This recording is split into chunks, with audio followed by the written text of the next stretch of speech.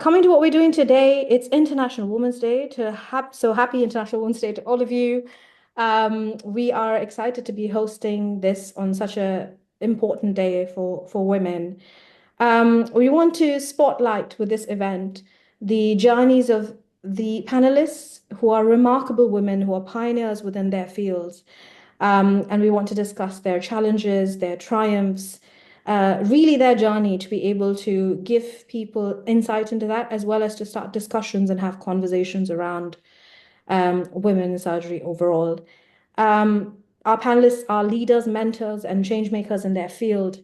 And we're truly honored to have them with us. So thank you so much for making the time. We are very, very grateful that you have joined us today. I'm going to start with the introductions and then Rajika will join in with a few more. Dr. Rivera, who's here, she's a distinguished leader in trauma and critical care surgery, faculty member at Mayo Clinic, Rochester. She's an expert in surgical ICU care, intracutaneous fistulas. She's also a program director for general surgery residency. She is shaping the future of surgical education, and beyond her career, she's also a proud Latina and a dedicated mother of three and a passionate mentor. Thank you so much for joining us. We're thrilled to have you here. Dr. Henry, she's our next panelist. She's a public health advocate, surgeon, with an MD from the University of Santo Tomas and a MPH from UC Berkeley. Dr. Henry has worked with WHO, Surgeons Overseas, and UCSF to advance essential surgery in global healthcare. She's also the founder of 15 into 15 campaign for essential surgery, ICES, and the director of The Right to Heal, a film shedding light on surgical challenges in low resources. A very warm welcome to you, Dr. Jamie Henry. We have Dr. Shushma Tandak. She's a dedicated surgeon and an advocate for women in surgery. She earned her master's in general surgery in India in 2016, has worked in GI, breast, pediatric, and general surgery, and has taught as a lecturer in Pune, India. In 2022, she earned her MRCS and now works as a surgical registrar in general surgery and colorectal surgery in QEQM Hospital, UK. Her commitment to mentorship and creating a supportive surgical environment makes her an inspiring inspiration to many. A very, very warm welcome to you as well, Dr. Shandak. Thank you. Brilliant. I'm going to introduce myself for those of you that joined late. My name is Kirtana. I am a IASSS Development Officer. I'm going to be the lead moderator here. And then we have Dr. Rajika, who's going to be asking you a few questions as well.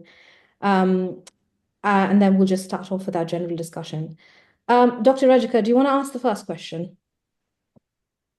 Thank you, Dr. Kirtana. A very warm welcome to all the panelists. So our first question, it is a general question to the panel. So since all of you are such strong advocates for gender equality in surgery, my question is, what motivated you to take on your respective roles, and how was your experience shaped, and how it shaped your perspective on women in surgery, and how it led you to reach at the level that you are right now?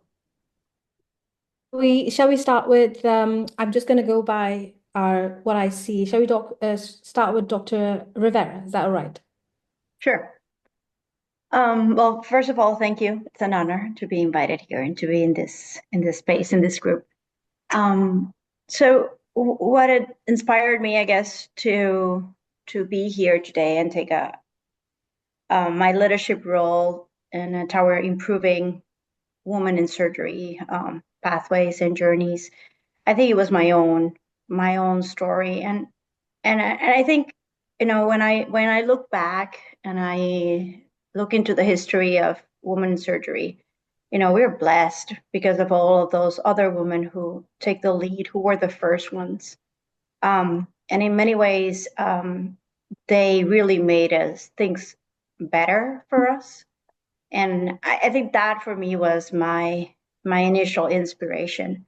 I want to be that too for the future generations. And then I think my other thing was, when you face challenges, you really have, multiple ways to deal with them, and I see leadership as an opportunity to put a little bit of make a little bit of a difference, not only for me but again for the future. So I see it as I went through something that I wished wasn't that way. Instead of, I guess I always can complain, and I will always will, because I'm a human being. But other than that, this is really where I can make a difference. And I know I'm not going to change everything, but I know that I can make it a little bit better. So that will be kind of my whys behind this. Thank you so much. That's really insightful, and I do really appreciate what you've done with that opportunity, because I think it really shows in the work that you've done. So thank you very much. Dr. Henry, what about yourself? Yeah, so like Dr. Rivera, I think it will be also based on personal experience, but I grew up in the Philippines. In the Philippines is actually a matriarchal society. So, you know, women, it's like it wasn't even a thing. And so it was quite a bit of a shock to me, when I came here. I finished med school there, came here to do my general surgery residency, and now I'm doing my cardiothoracic surgery fellowship, right? So just kind of my experiences, as Dr. Rivera said, like in the workplace, and at first in, standing in disbelief, but then finally accepting that that was the reality of the environment that I came into, and personally experiencing it, then you say, wait, is this right or not? And experiencing that and also witnessing that in other people kind of always, that fuels my passion, right? And that's why I do the work that I do. And so finding that voice and finding sort of ways to support other women, to raise issues when, very specific things happen that are clearly, right, somebody should stand up and talk about it, right? So kind of being that voice in that room kind of really, and that's what I've done for patients as well. So in a way that really just translates into kind of everything else, right? And my kind of personal passion has always been equality, right? Equity, justice. And again, and that's kind of the lens by which I've seen, and I've kind of, gone about the way, I've done my work. And so in my capacity in every which way I can, and seeing the results when I speak with other women, and to say, hey, I support you and I see it, and it's not just something we are imagining, something we're going through together. And as long as we are together and we help each other and we provide that kind of guidance and support, then we can move forward. So That's really inspiring to hear, Dr. Henry. If I may ask a follow-up question to that, because it's just out of my own curiosity. When you come from a matriarchal society, you come from an area of advantage, is what I like to think, because you're not really succumbing to the general standards of the different parts of the world now. Was there any point in your career where you felt like maybe I should go back? It's more conducive to me? yeah, good question. Yeah, absolutely. And as many, if I'm a foreign graduate, right? So foreign graduate, Asian, female, it was like, basically in general surgery residency, right?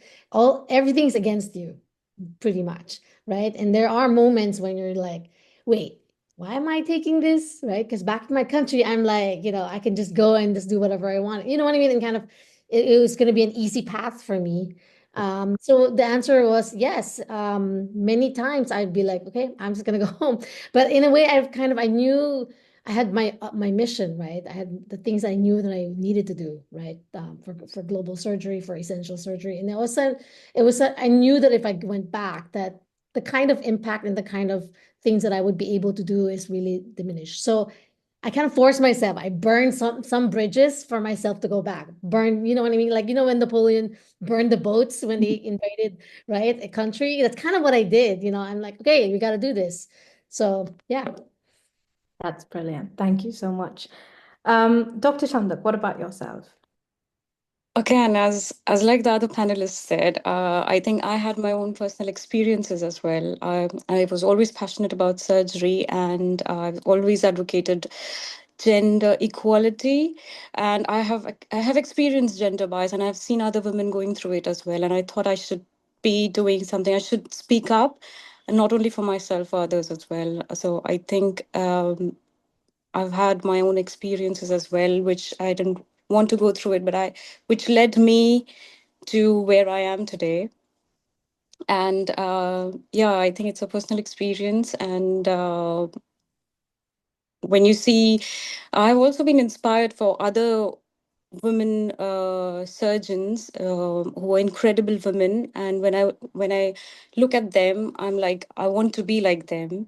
I want to stand up for myself and my colleagues and other women in surgery. So I think that's the reason why. I do have a follow-up question for the panel.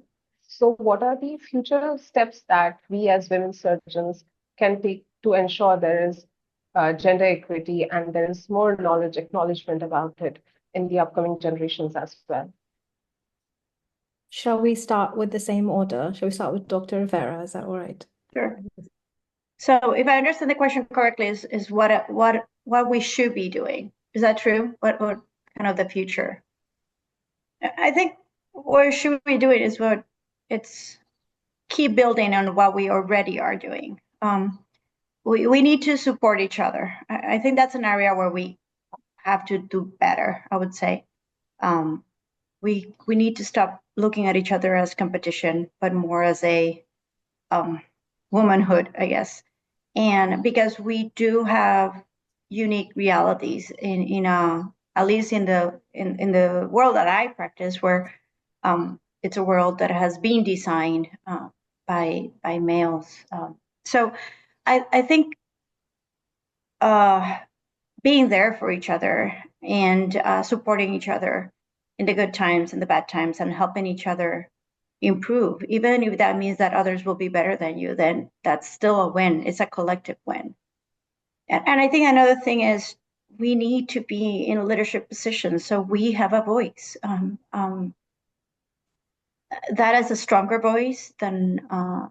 So for those who are interested, leadership is not for everybody, but if this is something that is a passion for you, leadership is something for you, I think we need to keep growing in the leadership world when we really can make a difference. So that will be my insight, I guess, or my opinion in this topic. Dr. Rivera, that's an interesting point that you brought about in terms of women in leadership. And there's actually a question that I was going to ask the panel later, but I'm going to ask you now. What has been your experience with women supporting women? And have you ever had a negative experience in this regard?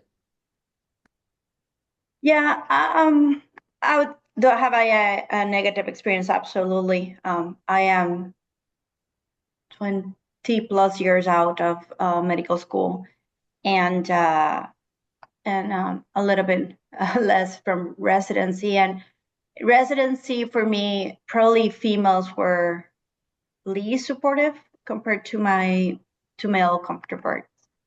So I think those were my first experiences in the negative aspect. And then through my careers early on, my mentors, my main mentors that are still my main mentors are male and are my allies.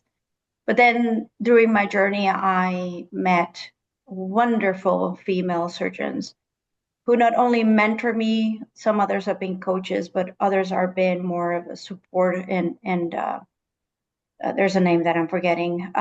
There's a new term for it too, which is basically somebody that pushes you to be better, and that is your voice and opens you space for you to grow. And I think each one of those roles have been extremely important for me in my career, and that's where I'm coming from. I have lived through them. I've seen the negatives and I've seen the positives, and it's just no brainer that I want to be a positive force, not a negative one. So yeah, we can be very cruel. We can.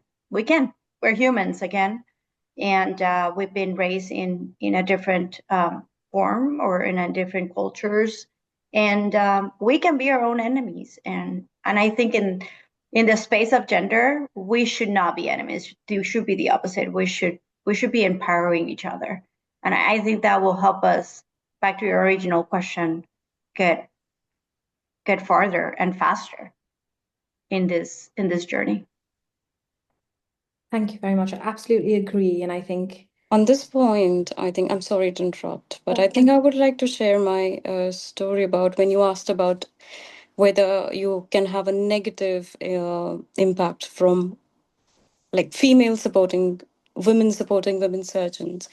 I mean, traditionally, where I come from, it's a male dominated field, but now, I mean, it's improving. More and more women are joining and participating and pursuing their career in surgery. But when I finished my general surgery training, obviously, I've had my positives and negative experiences during the training itself. But when I came out of it, I started my career by joining a breast surgeon who happens to be a women breast surgeon. And I was like a young doctor, very excited to work under her. And I was hoping for all support and positivity in the workplace. But to my surprise, it was a very negative environment. And it was surprising to me seeing a women surgeon being so negative and rude. I mean, that is not what I expected from her, which actually caused a lot of negativity. And I was starting to question my career choices. And I saw that that was one experience when I realized, no, I have to support other women. It was a turning point in my journey when I realized that no, we can't be cruel, or we can't be not supportive of other young trainees who want to pursue their career in surgery. absolutely agree with you. And I think I've had those experiences as well, where I don't know if it's sort of the eagerness with which we realize that we have to fight harder for our place. So we see some people see other women as competition because they think there's only few spots reserved at the table and they need to kind of fight for it to get there. And I believe truly that it's about making spots for each other. Absolutely. And that really sort of changes the impact. Dr. Henry, what about yourself? Yeah, so I think kind of from a big picture point of view, like two major strategies that I think that we could do to advance kind of this issue forward in positive ways. I would think of it as kind of more from from an intrinsic and an extrinsic point of view, right? So intrinsically meaning for you yourself or us, for example, for me myself, is to uh, be that example, right? To model the kinds of behavior that we would like to see in other people as well, right? You start from yourself, meaning first, obviously you have to be an excellent surgeon, you have to be an excellent provider, you have to be, kind of that kind of person who can exude, right, that kind of competence. And as Dr. Shandak has mentioned, also to model that behavior of supporting other women, right? And we all have our stories, right? And again, I'm not going to go into details, but I had the same experience where and it was shocking because the I would say going through residency, it was traumatic because of the way that I was treated also by female superiors and that the kinds of when you're in a vulnerable position, right, going through training, you have all that uncertainty, so that the trauma is multiplied. So in a way, kind of being able, like the strength that's shown when women support other women, you cannot even underestimate that, right? But also the damage that's shown when other women do not support other women is multiplied 100-fold because then it will be like, yeah, so that's what we expect, right? The sort of Absolutely. the behavior, right? And that just that kind of behavior impacts the whole field and all women. And then there's this blanket, like, yeah, see, that's what women do, right? We need to just, that just dispel that, right? So from an intrinsic point of view, kind of making that commitment and every day through the actions that you show that you speak well of other women, that you support them, as I've said, and train them and teach them. That's one. And extrinsically, when you like speaking up, right? When there's there's microaggressions and macroaggressions that happen in the workplace, right? It only happens if you allow it, right? And if you see it and you don't say something to defend or to help other women, it doesn't have to be like, all out like crap, but to just subtly, say, hey, that's not right, right? Yeah.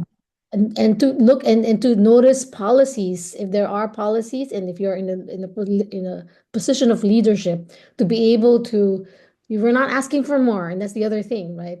On the flip side, though, you cannot overfavor or pass up irregular or unfavorable behavior from other women as well. So we have to, be our own police also to say, to be able to pull aside a certain colleague or somebody who's behaving right in a manner that's not, right, that's not fitting for a professional woman, for example. So, so many steps that we can do collectively, right, that advances the field in very specific ways. Mm. So. I absolutely agree with you. Before I continue, Dr. Mumba Chalwe, who's one of our panelists, has joined us. So I'm just going to quickly introduce her, and then we'll have her join the panel and direct the questions to her as well. So we have Dr. Chalwe, who's a trailblazer in urology, the very first female urologist in Zambia. She's currently serving as a consultant urologist and head of urology at Ndola Teaching Hospital. She has played a pivotal role in prostate cancer research, surgical education, and leadership in women in surgery in Africa. Her advocacy for gender equity in surgery continues to inspire young surgeons across Africa. A very, very warm welcome to you, and thank you for Thank you.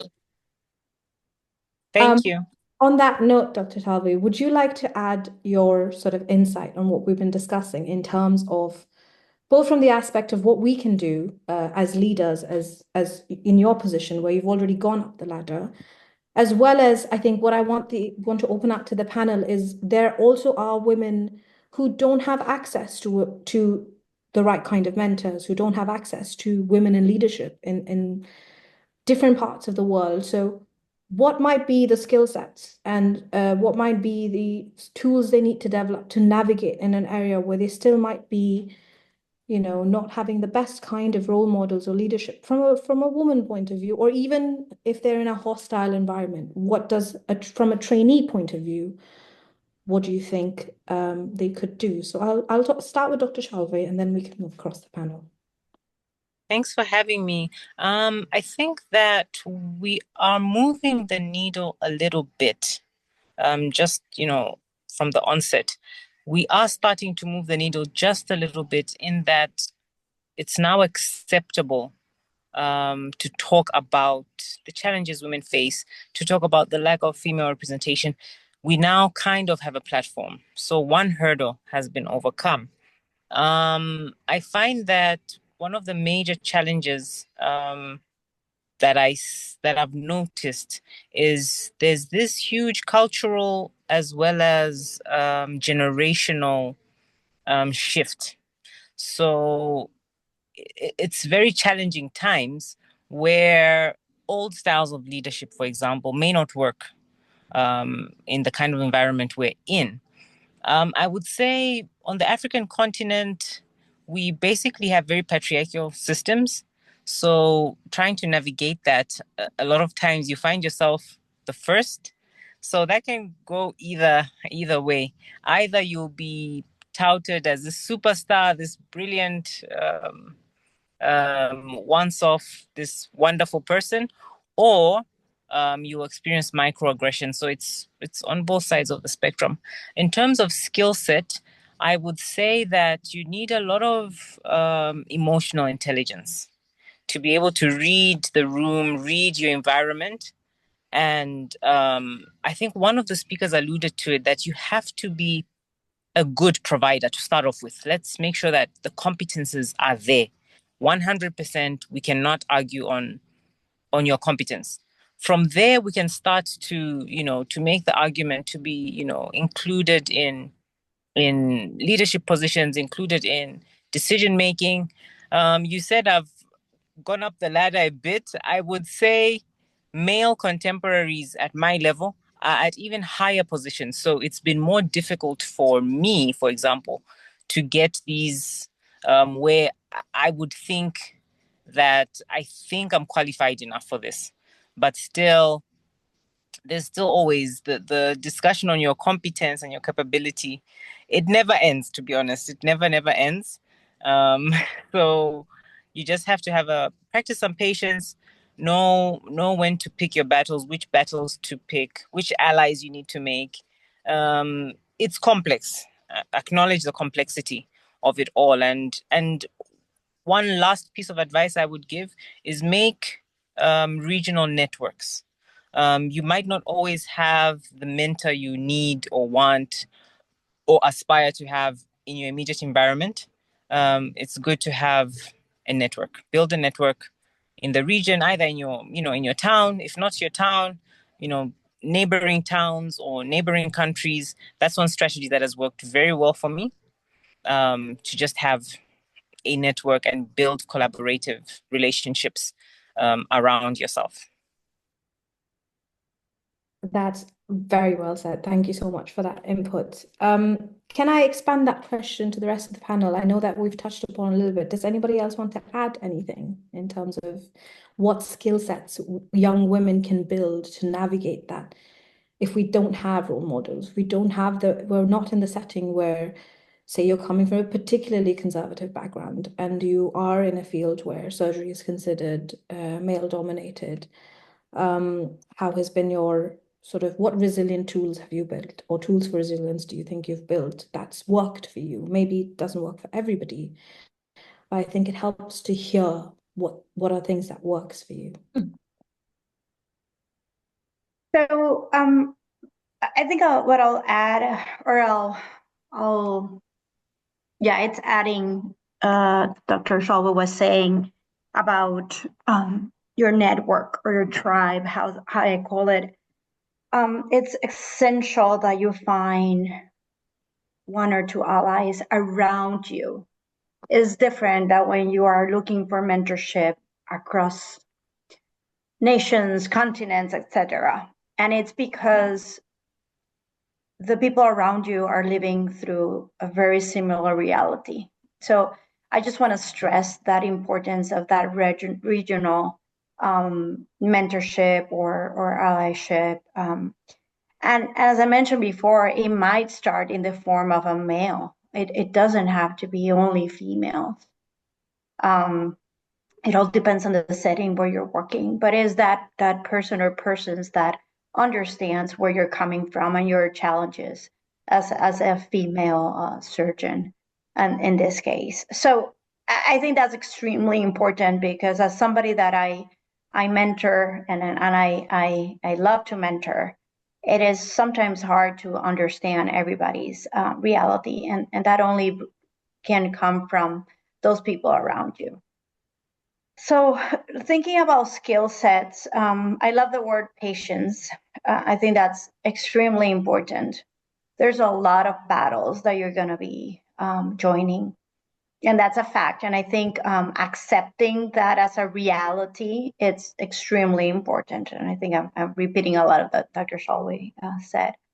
But I think it's a very important key, because you can burn out in this journey.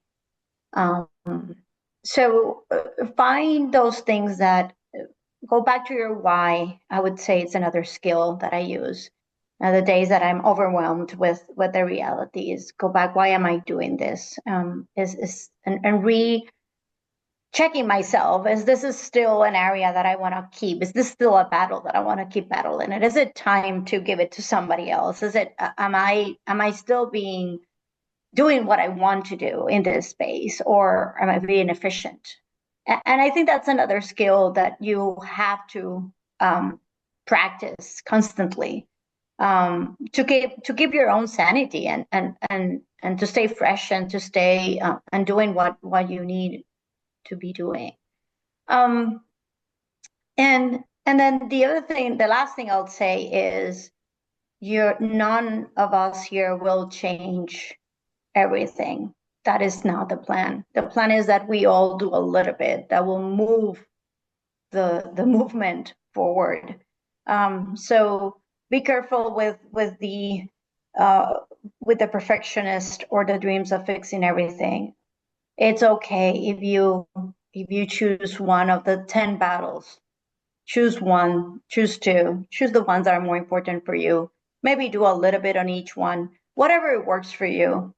But don't feel the pressure. We are all, this is a collective movement. This is not a personal thing. Even if you feel alone, even if you're the only one where you are, it is still a collective movement. So and I'm all of these things I've tried all of this and I've failed miserable. So that's the why I've learned it. And I think another thing to add, last thing is, right now we have language that I had no language when I started this journey, a zero. I couldn't tell what it was happening to me or the way I was being treated. I couldn't say it because there were no words that could be understood. So that is a step forward. So I guess that another skill is, there's been a journey walked by other women's. Look back and see what other people have done. That is a profound source of inspiration on those days that you feel that you are losing the battle. That's truly inspirational, and I think it's will resonate with so many young women who are navigating an environment where there are moments where you really do ask yourself, do I still want to do this? Is this what it's doing to my mental health? And I'm sure many young women who've already entered the surgical force will sort of have that moment. But finding that something to hold on to is so essential. Dr. Henry and Dr. Chandak, we would love to hear your views on that as well. Yeah, so I think three major skill sets that I was kind of thinking through would be really helpful. It would be one would be, as Dr. Rivera mentioned, understanding your why and understanding from a very deep place what makes you unique and the unique skill set that you bring to the table that nobody else can. Not from like a egotistic point of view, but from a very deep understanding of your uniqueness and your like at Baylor, Dr. Rosengart, or even Dr. Cooley would say, what is your gimmick? Meaning, what makes you right? That special sparkle that that they value. That's number one. Number two, having an intensely collaborative nature, right? Because that's how we are as women. We work best when we actually work together. And that really goes into every aspect of what you do, meaning seeking other females, seeking other mentors, seeking other colleagues, just really working and being collaborative. I think is a very important skill set. And number three, is really owning your femaleness, right? Don't ever compete and say that I'm going to be like a man. I'm going to be like aggressive and I'm going to be like, act like a man. I'm going to be tough. But we are tough. We have our own ways of getting things. When we put our minds on something, we get it done, right? And when what is our femaleness in taking care of patients, for example? I have no shame when I come up to my patients and I say, I'm with you in this journey. I need you to meet me halfway. You need to get up, get going. And, in a way, some patients actually love that language because they know that, you come from a place of deep caring, right? And that's why the studies have shown that, patients taken care of by women surgeons actually do better. It's because they're more motivated. We actually, provide that special touch. And so own it, right? Own that femaleness. And I think it's really leading by that example rather than kind of putting up a postcard like rah rah women, it's our time, blah blah blah, like none of that. Just just from a day-to-day, owning that and setting that example for other people to see, right? And to say, hey, it's great. I absolutely love that you. Absolutely, yeah. I absolutely agree with what Dr. Henry just now mentioned. I absolutely agree. I think a few skills that's important is one, we have to understand that we're not alone. and there are others going through the same journey, even if we feel miserable. I absolutely agree to go back to that's a very important point, that we can go back to why we started this journey. And um, also, I think we as women surgeons don't glorify ourselves as much as how men glorify themselves. So I think even small achievements should be glorified for ourselves, not like a banner glorifying, but like for our own mental peace. I mean, we can take those small achievements as success stories. And you don't have to be a man to become a successful surgeon, because yeah, the very important quality of being a good surgeon is having ladies' fingers, and we have them, and we have to, like Dr. Henry said, we have to own our ourselves. And yeah, I think that's a very important point. And the other skill set was like building a team, I think, is an important regionally, having a team who understands your challenges and your expectations and your capabilities, and then working as a team is important, I think. I completely agree. And Dr. Tandak, you're in like sort of, your training period still. And I know that that can bring its own challenges, even though we've had a shift. And to be able to sort of have something that you can go through in your mind when you're having hard days is absolutely important for us as young surgeons to tap into. I'm just going to ask a few specific questions that I have collated to the panel. I'll start with Dr. Rivera. You've built a strong career in Latin America, where gender disparities still exist. Can you share an experience, if you're comfortable, where you've had to fight against that bias, and it maybe didn't go the way you planned? Which bias? The Latin America one, or the surgeon one, or the Let's say, given the fact that there's layers to the bias that you can face, yeah. it can be piled on. So I have a tendency to forget those bad experiences, I guess. So I'll tell you, one of the hardest things that I've done and that I've faced has actually been a Latino surgeon female coming to the United States. Even though Puerto Rico has a relationship with the United States and we're closer, culturally we're not. And I do identify more with the Latino culture, just the way that I've been raised. And coming to a different system and a different cultural background, I first had to, for the first time in my life, I heard racist comments or comments against my accents, comments against the way that I dress. And I think at the beginning, I wasn't sure how to address that situation. So the way that I failed, and I see that as a failure now, was that I kind of tried to assimilate rather than see it as that was my superpower. And I it was my choice to come to the United States. Nobody forced me. It was a amazing opportunity that I was given. Actually, it was another woman surgeon who raised her voice to get me into Mayo Clinic and give me. She was my sponsor. That was the term I was looking for. She was and still is my sponsor. But that doesn't mean that things are going to go smooth. So I think that was a failure, and it took me a while. It took me years to understand that. I'll give you a stupid, and it's stupid, but it's still one of the most, I guess, impactful things in my life was I love to dress with colors. that's just who I am, and that's just the culture I come from. We love to dress up, and we love colors all year round. And Puerto Rico is a little small island in the Caribbean, and it's summer all year, so we don't have to change colors, I guess, based on the weather.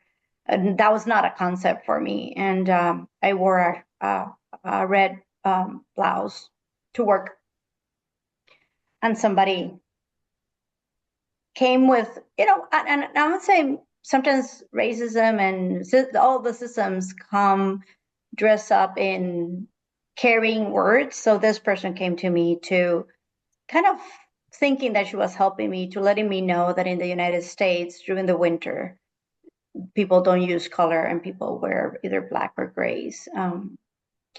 And for me, that was extremely impactful because I had to actually choose whether I wanted to conform to that or to be myself.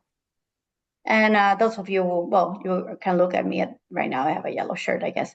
So you might have wondered what I decided, but it was a pivotal point in my life where I said, well, wait a minute, is the color of why do people care about whether I wear a different color today than the one they're wearing? I don't want them to change and try to be somebody that they're not. If they love to wear black in winter, if that brings them joy, that's amazing. But why would it matters if red brings me joy?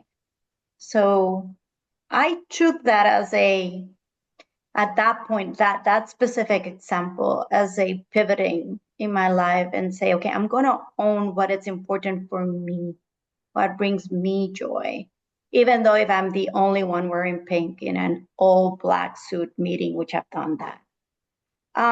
So I think my failure was at some point, especially at the beginning, trying to internalize that noise and those opinions. I was told for the first time that I wasn't white. I was told for the first time that I was in this category of brown, that now I again rejoice and embrace. I was told that I was a triple minority because I was a female, a surgeon, and a Latina. I was never told that before. So I think at the beginning, my mistake was trying to not be myself and try to fit in rather than be myself coming from within. And then it doesn't matter then who you are because you're just powerful and confident in your own skin. That will be my story. Yeah, and I absolutely think that's a very powerful thing that you've conveyed, where we have to really own who we are as women and not be afraid to stand out. There's sometimes a subliminal message in the air where you're not supposed to bring too much attention to yourself, but you're not supposed to be too quiet either. You're not supposed to be too loud, but if you're too quiet, they won't take you seriously. So it's a bunch of contradictions that we have to navigate. And I think that experience is an example of not backing down from being who you are. So I really appreciate that you've shared that, Dr. Rivera. Dr. Henry, your work spans both clinical surgery and global health advocacy. And you have sort of really done leaps and bounds in both fields.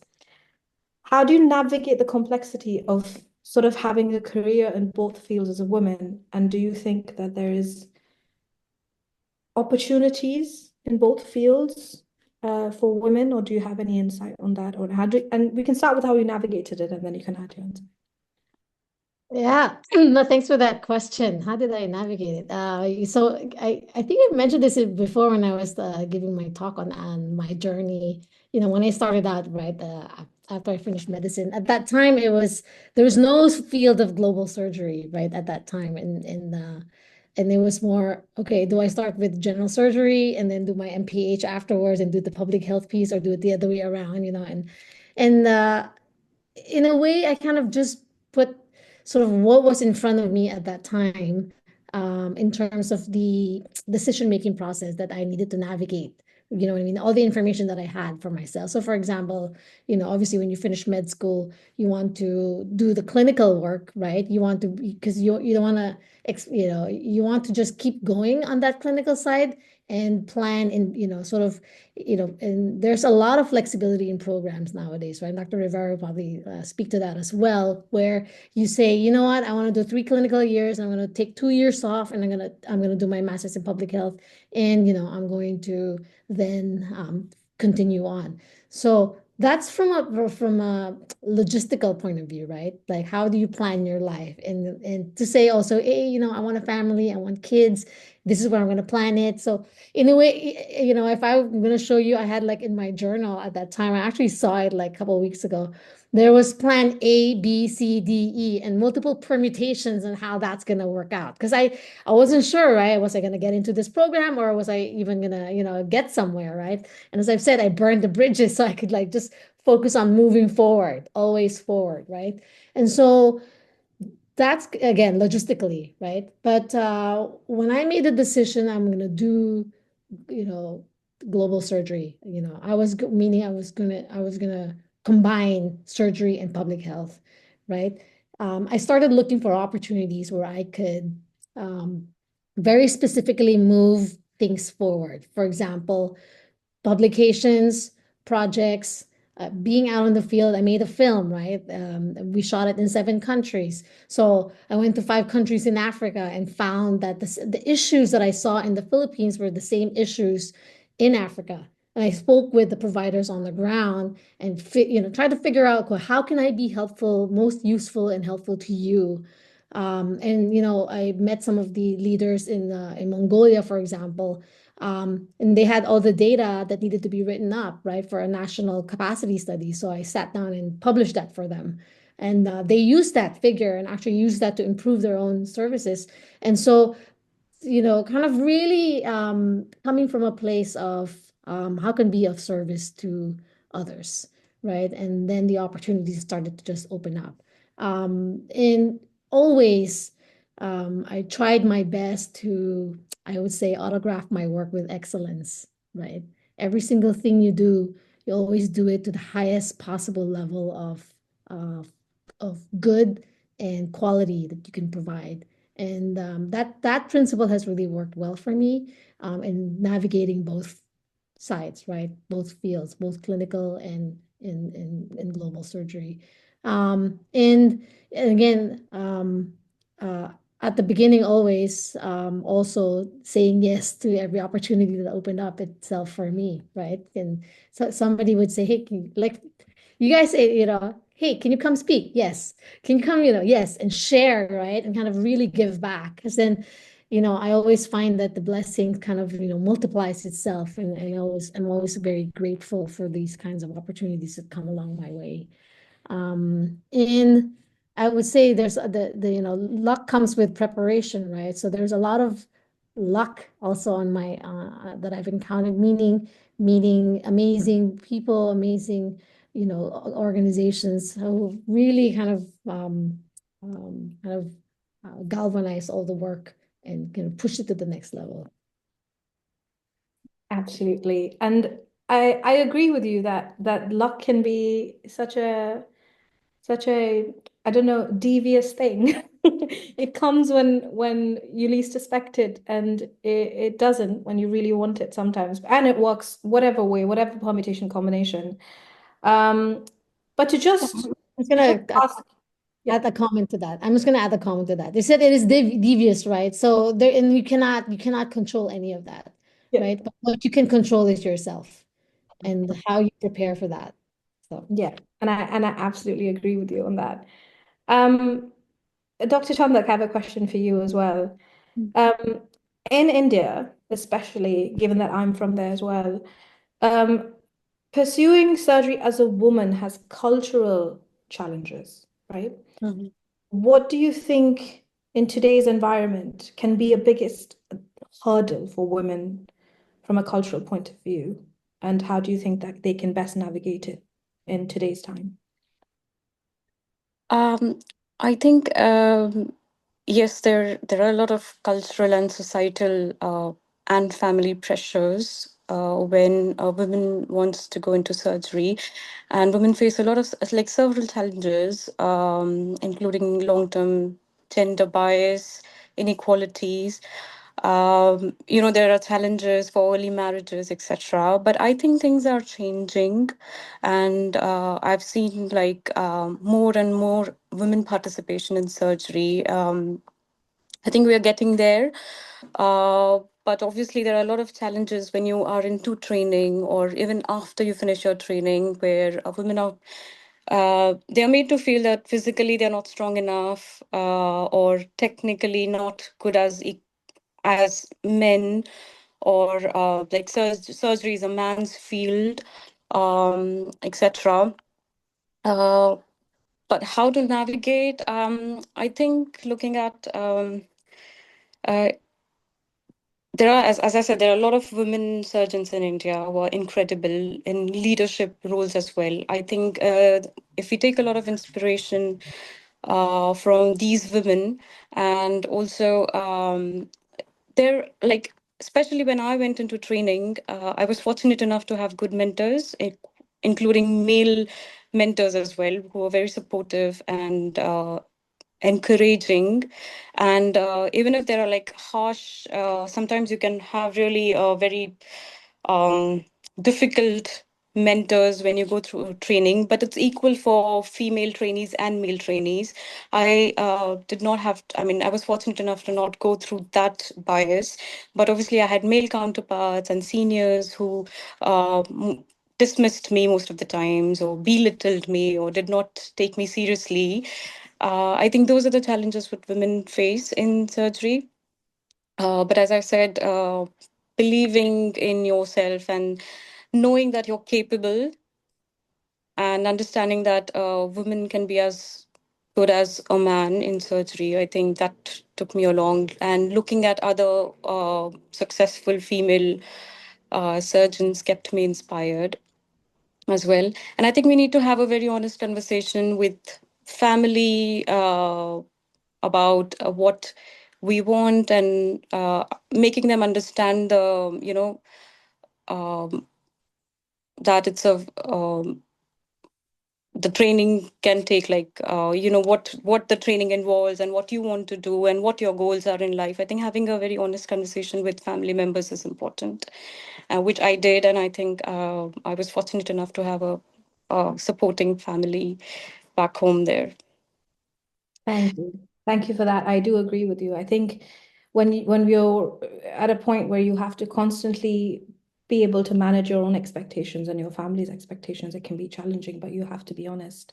Yeah, I mean, like when you talk about India, there've been, there are a lot of, it's not only your immediate family, but others do have their share in making decisions as well. And they keep, so I had a lot of comments from my distant family members saying that, oh, surgery is not for women, surgery is, it's, what are you going to do there?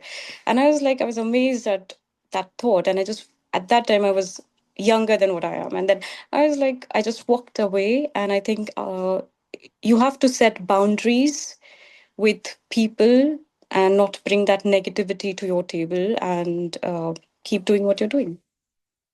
Brilliantly said. I think setting boundaries is such an important sort of skill to develop, even though we want to not hurt feelings, but it's important. Dr. Rivera, I wanted to touch upon maternity leave and motherhood as part of a very important part of women in surgery. I know that you have three lovely children. What has been your experience, and what do you think needs to change to ensure that women don't have to choose between motherhood and their careers? Well, in summary, it needs to be a full cultural change, because we're still expected to raise our kids like we're not working, and right, and we don't have kids. I read that recently again, and it always rings. It kind of says the reality of women surgeons right now, I think, or professional. I would say professional women, and I don't think that's an issue only for surgery. So in that, with that background, with that statement, I think what we need is more of us in leadership positions to make decisions, right? When I am in spaces when I'm talking about, for example, lactation spaces, what I can bring to the table is a lot more powerful than can anybody else, because I've gone through that exactly same process, both in my case in residency and in as a faculty. So I know by firsthand what are the challenges, and once again, you just have an opportunity to be impactful, and sometimes you might not get everything that you want, but if you can, once again, if you can get a little bit more move forward, then you're doing something for the bigger cause. So I think what we need is more of us.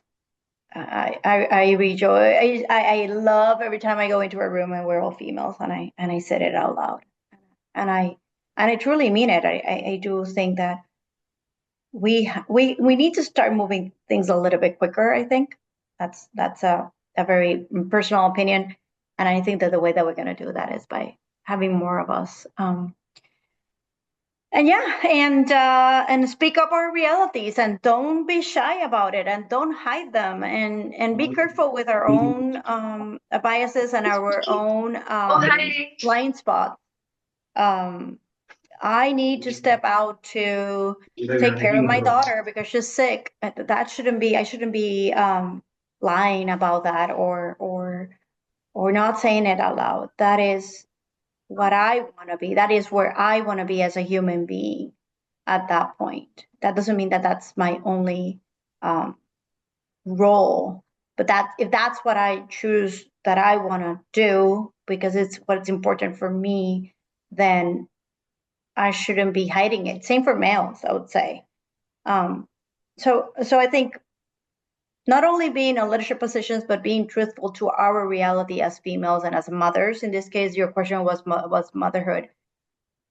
So we can bring it, put it up there in the conversation. It's not even on the conversations yet, high enough, I would say, so that we have a world that it's obvious that the females, we didn't ask to be born with a uterus and carry the load of humanity with us, right? So, but when we are in that phase of life, this is what we need. And there's nothing wrong with that. We don't have to be like men, and men doesn't have to be like us. But it has to be part of the conversation. And I think that's where the area where we still have to push things a little bit more further. And to just kind of dig into your answer a little bit in terms of my curiosity, do you think paternity leave in terms of partners who are supporting, say their wives or partners, wherein they need to take time out to assist in childcare, do you think there is a stigma around it for men as well? Yeah, absolutely. And within the United States and the American Board of Surgeons and our accrediting bodies, there's been in the last years, it changed, the language changed, giving more time or different time to males counterparts supporting or non-childbearing partner, right? I should say, because it's not always males. To have that time, and it's minimal if you think about it. Like 2 weeks is something, nothing, in my opinion. And there is a stigma, and either they don't want to take the time, or it's seen like in a negative way, because why would you need to take time off if you're not carrying the child? So there's a big stigma, negative stigma toward the non-carrying childbearing human, and it should be battled the same way, I think, because at the end of the day, it's about the benefit of the newest human being that we're adding to the society. Absolutely, and I completely agree with you. And expanding a little bit on that, Dr. Henry, you've sort of had experience in the global health. You've seen different global health systems. Do you think that there are certain sort of maternity policies done better in different parts of the world? What's your take on that? Is there a ideal policy that you've seen? Maternity leave policies, or like Dr. Rivera pointed out, non-childbearing partner leave policies. Is there something that you think has been a little bit more ideal than the others? And if you have a take on that, or Yeah, I think for other countries like in Europe, for example, um, the maternity leave is completely supported, and even for some of them actually, I mean, because they could afford it, right? Like sometimes even up to a year, right? Which is amazing, right? Because then you don't miss the first year of your child's life, which is hugely important, right? And for women, you can actually, you know, breastfeed and provide that nurture and support. But I would say that in the US and for at least from what I've witnessed in sort of the residencies that I've been at, the maternity policies are about 6 weeks you can take leave, and again you can also have paternity leave. At least from my experience, there hasn't been kind of any kind of negative connotation to that. And it's at least at Baylor, it's very progressive. It's part of it, right? It's part of the human right condition and choice to have a child during residency and training. And it's been, some of them even up to 3 months. Actually, one of our colleagues was able to get that up to 3 months. And so I would say the message is positive. I think that the tide has really it's already turned, right? And there are places that are designated lactation places, and it's completely normal. From my experience also in global surgery, when I had my child, I have two kids, right? Rigel and Lyra. And I would be at conferences and I would actually have like an apron and I would step aside and like breastfeed Lyra, my child. And my colleagues are like completely supportive. They love that. They always say, that's my memory of you, and when I see you, you're, with your baby, you're walking, and it's very supported basically. So at least for me, my experience has been very positive.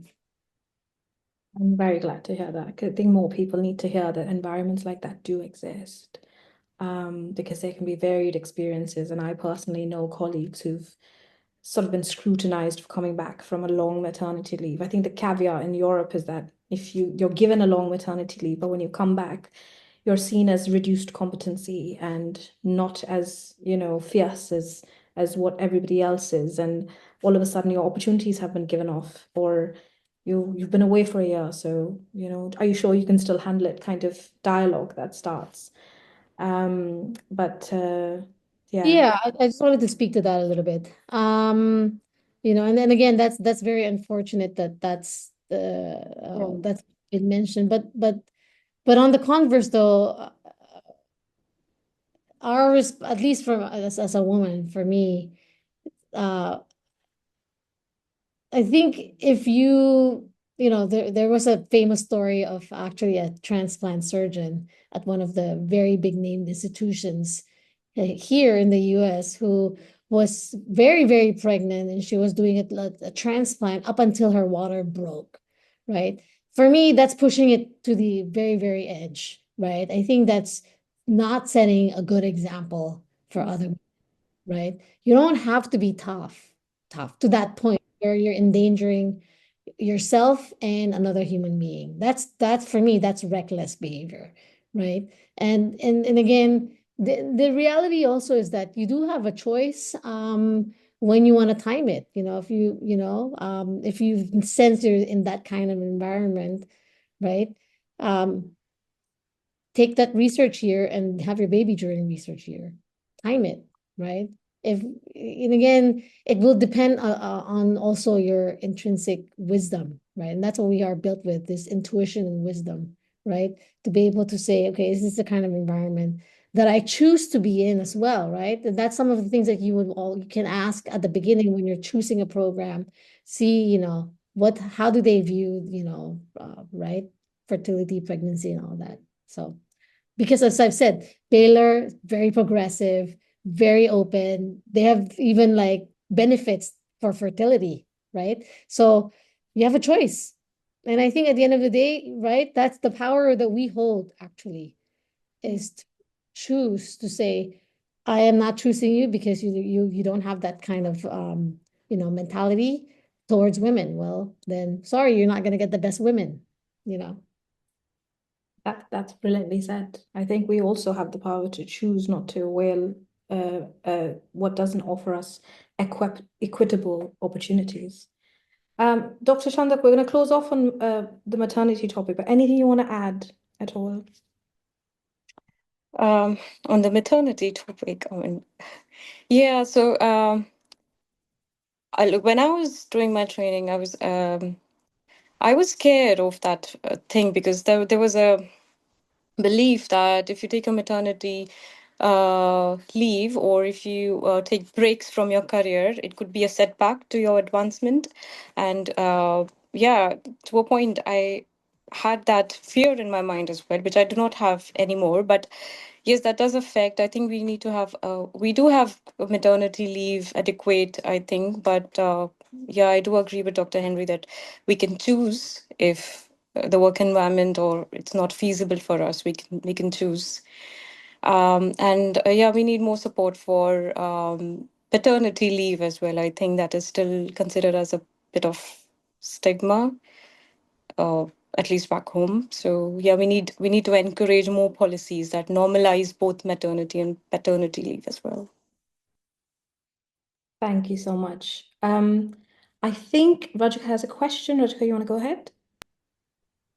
Yeah, since I had a question, but since we are nearing the end, it was just a very quick question that women in surgery during the surgical training pathway, it tends to go on for a longer period of time.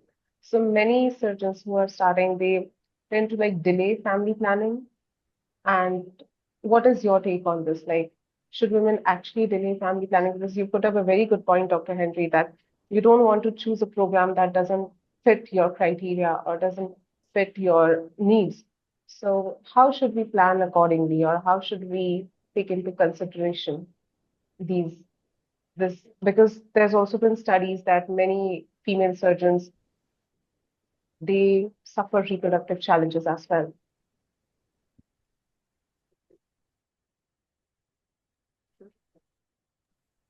Should I start with that? Should I answer that question? No, I think I alluded to it earlier. Have a plan for your life. Look at the 10-year horizon and realize, and also think about how many kids do you want? Do you want a big one? Are you happy with two? Like very, just know that. And as I've said, there's so much flexibility right now, right? You can go into training, take that 2 years off for research, right? But during that research, make sure you publish a bunch and like you really make it productive. You make it productive, you have a baby, publish, get it done, and time it. And delaying, very difficult, because the timing really is very difficult, right? Because you finish med school and then the 5 years of general surgery. By the time you get out, like, I mean, it is a little bit harder, but at the same time, you have so many more options, right? You can freeze your eggs. You can do, you can have. There's so many more options right now that didn't exist before. But I think it's all about the planning, and knowing that it can be overwhelming when you're doing the training and when you're an intern, when you're starting out. You're stressed, you're in a stressed environment. It's hard to get pregnant, and that's a reality of it. So I think that if you and your partner are very clear about what you want, when you want it, just put it on the timeline and say, putting it here and getting it done. Thank you very much for that answer, Dr. Henry. Um, Dr. Revere, would you like to add? I think the thing that I'll add is that there's not a right time. It's such a personal decision. You being a parent, and it's a profession that is a 24/7 profession, same as the profession that we choose, which is surgery. And that human being needs attention. Okay. So I think the thing that you have to consider is what is your support group, and your support group could look like family, could look like strangers or people that live in your house, or you have to see what are your resources so that the needs of that person, that human, are attended as you are attending, whether it's your a residency or your professional career. I think that's the thing that for me was the most important, because everything else you can do it. You can you can. There's all of us can tell you different stories about, in our case, motherhood, others in parenthood at all levels. All can be done. You can. There's flexibility. There's many options. So consider your options for you, based on your religious beliefs, based on where you are in the world, based on your resources. And I completely agree with Dr. Henry. Plan as you can. I didn't plan any of my children, and they turn out fine. So life happens too. Live, right? And make decisions based on how life is going through. So should you delay or not? I don't know. I don't think anybody should tell you that. I don't think your profession should tell you that. I don't think your boss should tell you that. I don't think we should tell you that. I think you have to figure it out on your own. And what about not having children? That's your choice too. That's a great choice. And so figure it out what you want, figure out what you have to support that human being, that reality, because that human being needs attention. And then after that, then go for it, live, and it'll be fine. I promise. Thank you very much. I think we're nearing the end of the discussion, so I'm going to close with a question that is a little bit of a twofold question. And this is to the entire panel. If you could go back in time, what advice would you give your younger self? And if you are to speak to the generation that's about to enter the surgical field from a global perspective, what do you think they need to know? I know it's a very large thing to summarize with a word or with a sentence even, but for everyone that joined us, just a piece of advice you'd like to leave them with. Shall we start with Dr. Henry, and then Dr. Rivera, and then Dr. Shandak, if that's okay. Advice. Oh my gosh. I just had like a flashback of my journey. Your younger self, and then to all of us. Gosh. I would say,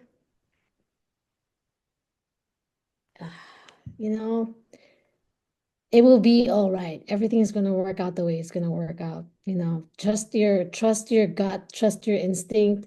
I always, and again, this is my tagline, right? Like, always go to the center of your passion, and that will be your guiding light and guiding path, right? To choose from that, and try as much as possible not to veer away from that, because at the end of the day, sometimes at the hardest moments, that's what's going to get you through.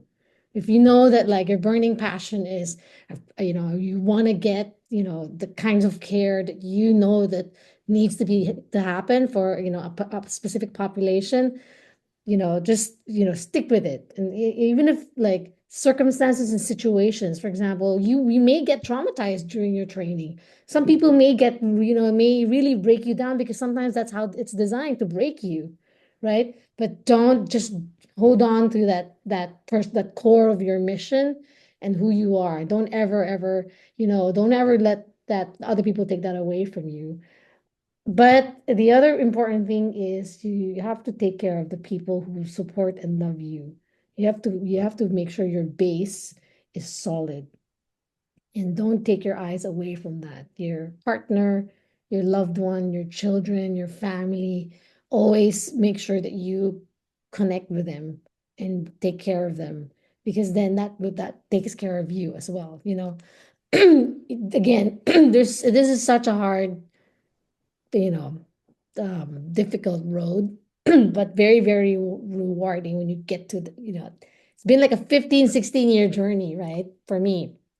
And it's been like, you know, again, there's so much darkness, so many times when I'm just like on the ground and I'm just like, okay, I just need to put one foot in front of the other, one foot. And then I get to that point when I'm like, I've opened the chest and the heart is in front of me. And I'm like, this is amazing. And I get to do this and I get to take care of my patients this way. It's like so amazing.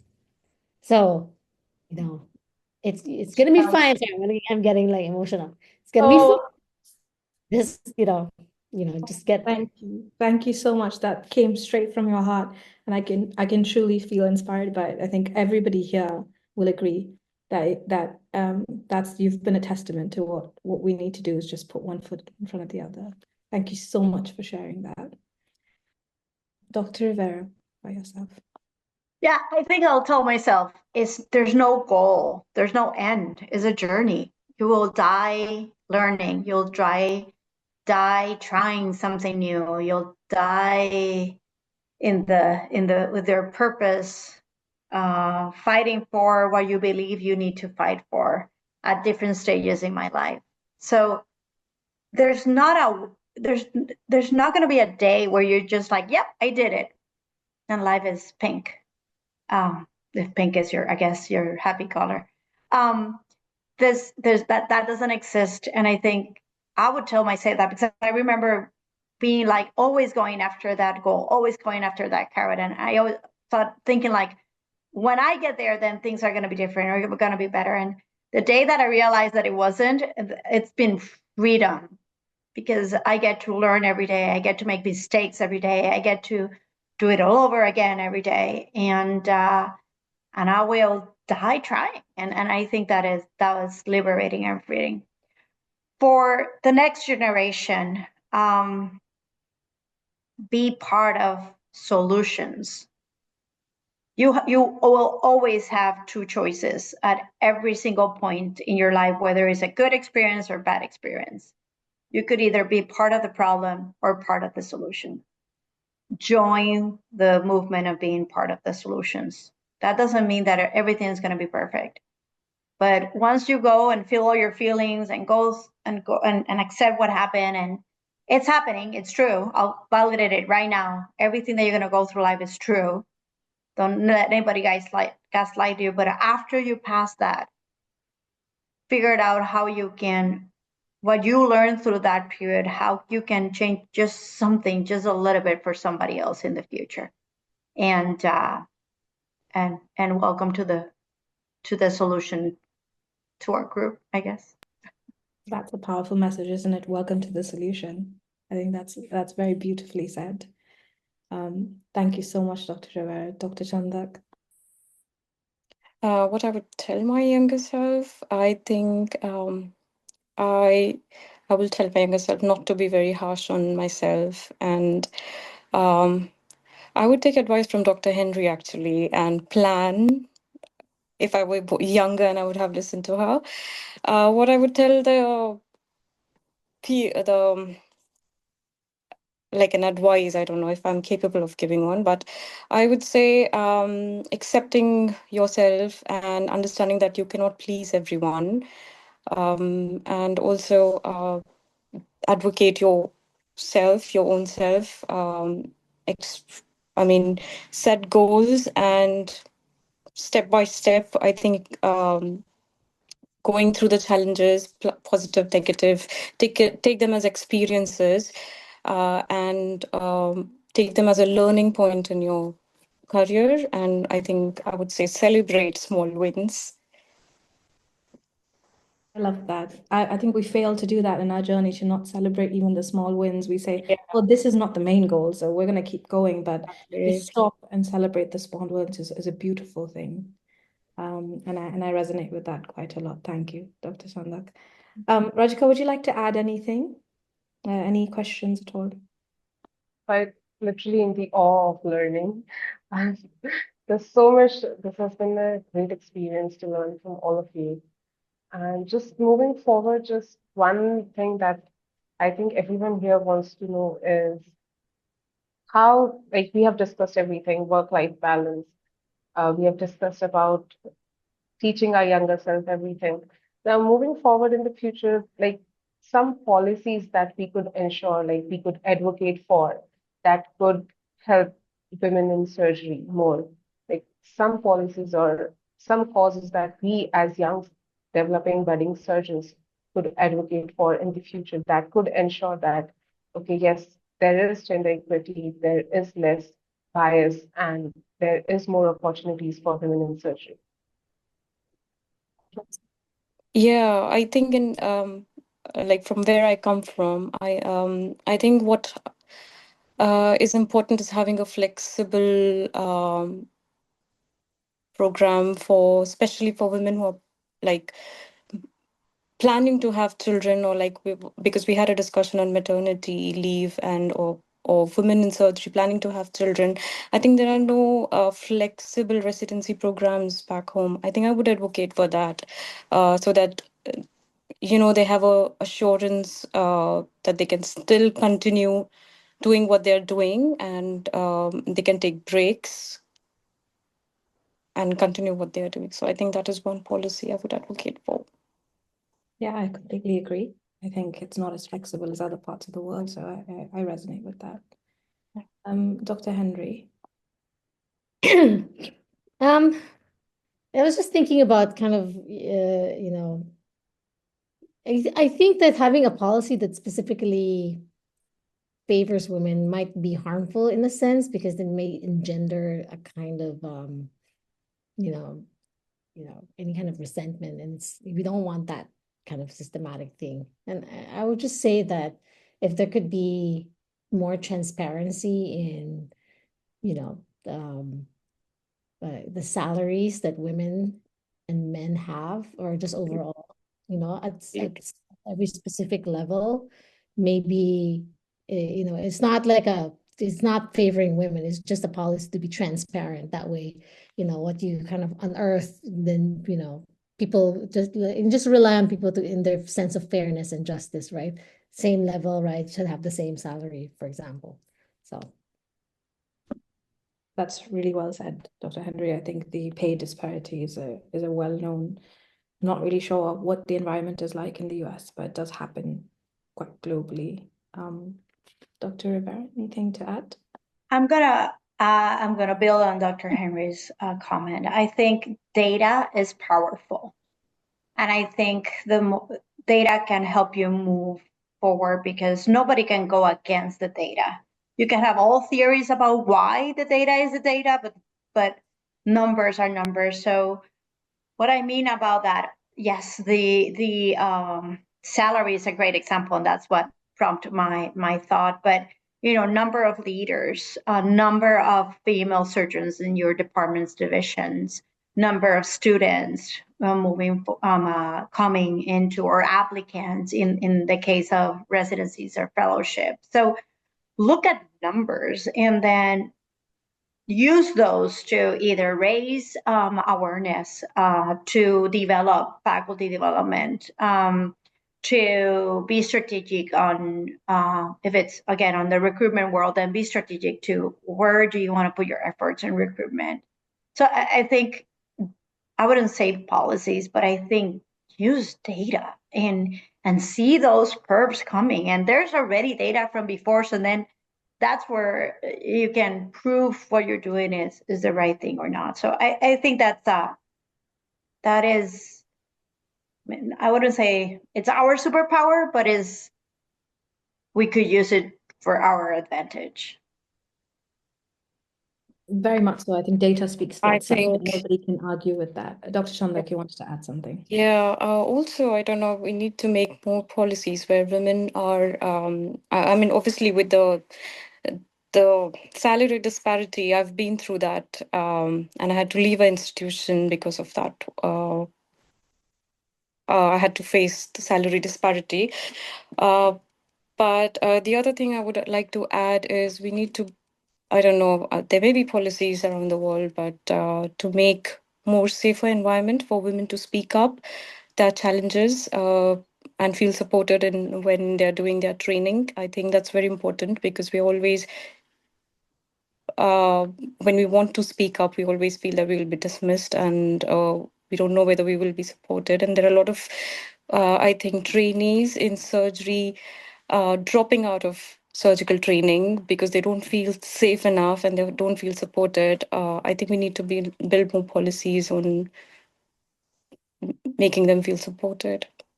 I absolutely agree. There's been increasing data that as women go through, and this is where data is so powerful, that around 60% of them don't reach consultancy, especially in the UK, because they do not feel supported in different parts of their training. And there's a high rate of women dropping off from training pathways.